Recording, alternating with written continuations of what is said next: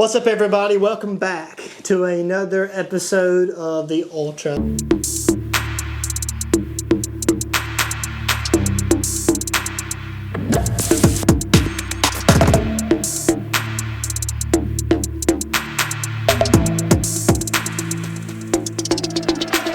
Today we're going to be in the next 5 chapters of Luke.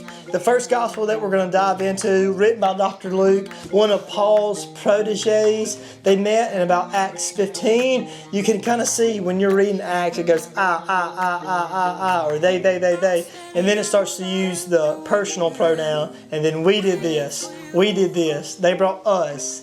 And so it goes from third person to first person. So we know that whoever wrote Luke and whoever wrote Acts joined Paul in about Act 15 on one of the docks there. So that's why we believe that Luke was Paul's protege, and it mentions it several other times in the Bible. We're going to be in 1911 today, all the way through the next couple of verses. And I'll just kind of kick it over to you, Mr. Andy, and see what you got out of today's chapters. Yeah, so the parable is entitled The 10 Servants, and the whole time I've been reading, I thought it was just 3 servants. There were 2 that did something with the money they were given and earned a return, and the king was pleased and gave them even more. And then the 3rd servant said he was scared and hid the money, trying to protect it. And so this, most recently in my life, the Holy Spirit's been pointing out these parables, or mainly descriptions of what someone's faith looks like, so that I can better develop my own faith. And the servant that hid the money,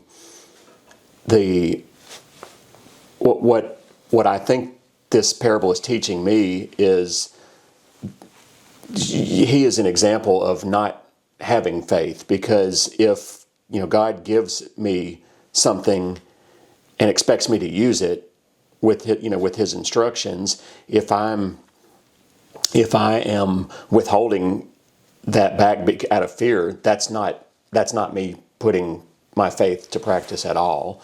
And I gained this from the Holy Spirit's teaching this time. So this is showing me that my faith is not fully developed, and I believe that if I were to accept any sort of opportunity from God, it would be guaranteed to be successful. And so anything less than that is like showing a rejection of God. That's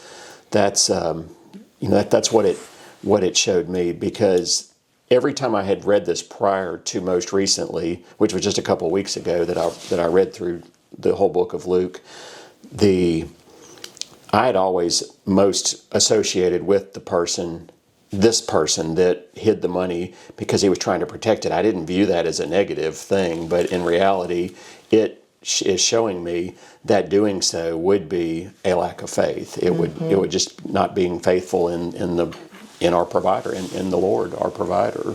Well, you talk about some of the conviction that you feel of not having faith in the provider. We've obviously been walking through the series in church, speaking about faith and how to grow our faith, and how the word of the year for us this year is faith. So I love that you kind of share that.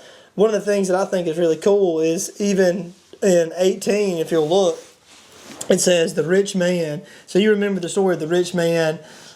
He comes to Jesus. What must I do to go to heaven? And he says, do the 10 commandments, obey all them. He says, well, I've done that. Give everything you have away. And then it says that he walked away sad. All right. So then, but then you read Jesus and Zacchaeus, and they climb the tree. You remember, he comes to his house, and everything goes really good. And Zacchaeus leaves the house, or Jesus leaves the house, and Zacchaeus says, if I've stolen anything from anybody, I'll give back not only what I stole, but 4 times as much.